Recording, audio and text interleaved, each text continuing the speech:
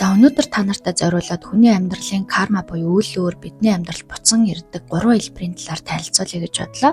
Хөвчлэн хүмүүсийг сонирхож асуудаг учраас тайлбарлая гэж бодсон.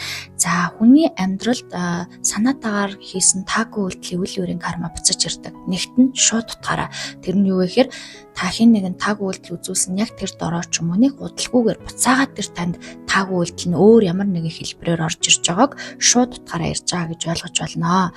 Хоёрт нь болохоор хожуу юм. Энэ нь олон жилийн өмнө та урд нь хийсэн таагүй үйлдэл, таагүй сэтэл, таагүй бодлоос үүдсэн хожуу үед нь буюу хизээ ингээд өнгөрсөн хойно нь ирж байгаа гинтийн асуудлууд те гинтийн үйлдэлүүдээр таны амьдралд ирж байгааг хэлдэг.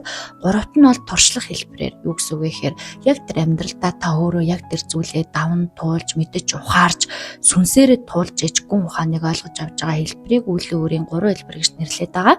Магадгүй хэн нэг те би хизээч юм шиг ингэж амьдрахгүй ч гэдэг юм уу гэх мэтчлэн ингээд таагүй байдлаар хэлэхээр тэр хүн яг тэр хэлсэн шиг нь өөрөө амьдарч өөрөө тэр амьдралыг туулж иж ойлгож байгааг бол туршлах хэлбэрээр хөвчлэн энэ хэлбэрээр бидний амьдралд хөвчлэн нийтлэг тохиолддог гэх юм уу юу вэ гэхээр бүгд л яг өөрийнхөө амьдралаар туулж ээж ойлгож мэдрэх тохиолдлууд их гардаг.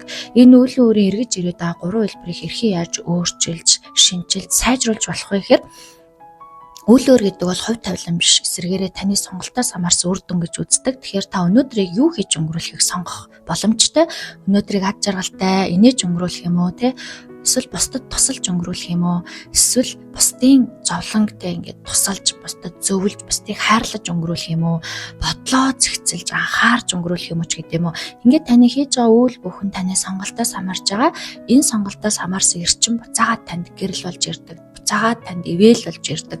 Тэгэхээр сэтгэлээ зэгцэлж одоо би юу хийж байгаа вэ? Яг цаашдаа би юу хийх вүлээ? Би ер нь оюун бодлороо сэтгэл санаагаараа юу бүтээгээд байна вэ гэдгийг ухамсарлаж чадах юм бол таны амьдралд энэ шууд буюу хожуу туршлах хэлбэрээр орж ирээд байгаа үйл өөрийн урсгал эрчим зогсоох боломжтой юм аа. Тийм учраас үйл өөр бол хувь тавилан биш. Өөрөө таны сонголтоос хамаарсан зүйл. Тийм учраас та энийг эхлүүлсэн шигэ тааж майдал дуусгах боломжтой гэдгийг өнөөдөр та нартай сануулъя гэж бодсон.